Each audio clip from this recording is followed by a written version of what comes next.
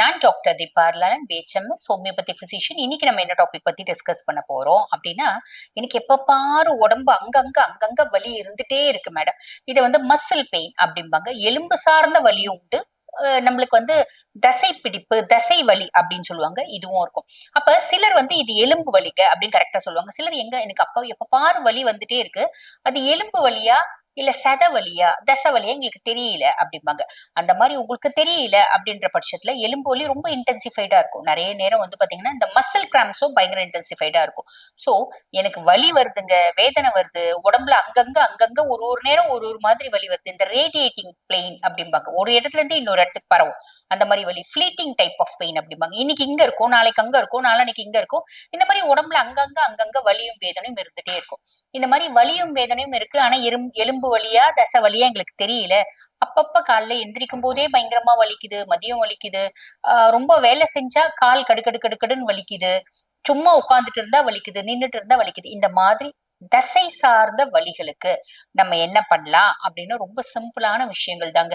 இது நம்ம வெயிட்ல daily follow பண்றோம் அப்படின்னாலே இந்த சதை சார்ந்த வலிகள், தசை சார்ந்த வலிகள் அப்படின்றது இருக்காது. அதுக்கு காலையில எந்திரிச்சோடனே நம்ம டீ குடிக்கிறோம் பாத்தீங்களா, ரொம்ப சிம்பிளா அதுல இவ்வளவே இஞ்சி போட்டுக்கோங்க.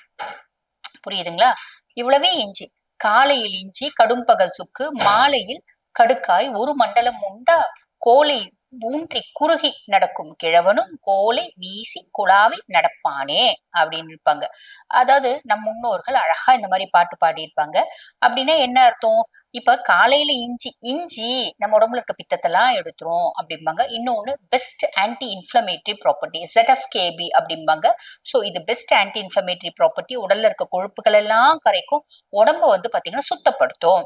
ஆக காலையில இஞ்சி சொல்றாங்க. கடும் பகல் சுக்கு இதே விஷயம் தான். ஆனா இது வந்து பாருங்க, மத்தியானம் சாப்பிடும் போது காலையில இருந்து மத்தியானம் வரை ஏற்படக்கூடிய டாக்ஸன்ஸையும் உடலினோட உஷ்ணநிலையும் சமப்படுத்தும் அப்படின்றது. நைட்டு கடுக்காய்.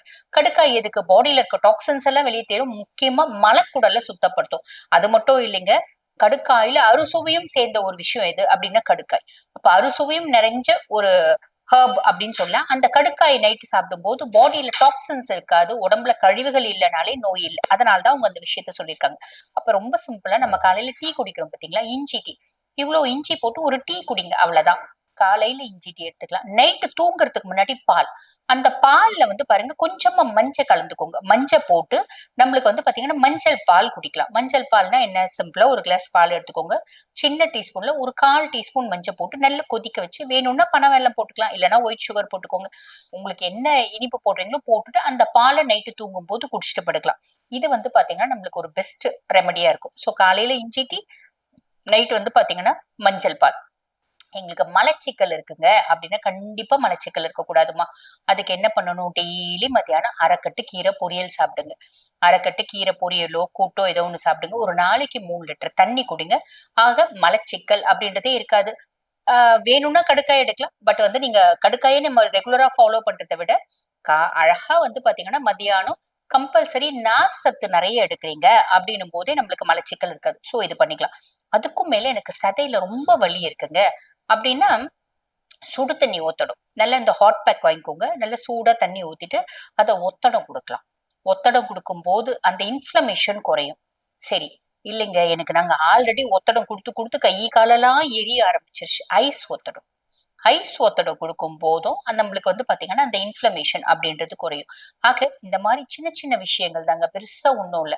இந்த மாதிரி சின்ன சின்ன விஷயங்கள் நம்ம ஃபாலோ பண்றோம் அப்படின்னாலே போதுமானது. கூட நம்மளுக்கு மசில் பெயின் அப்படின்னாலே நம்ம வந்து சாப்பிடுற சாப்பாட்டுல போதுமான அளவுக்கு மெக்னீசியம், பொட்டாசியம், கால்சியம், பாஸ்பரஸ் இந்த மாதிரி விஷயங்கள் இல்ல அப்படின்றது அர்த்தம்.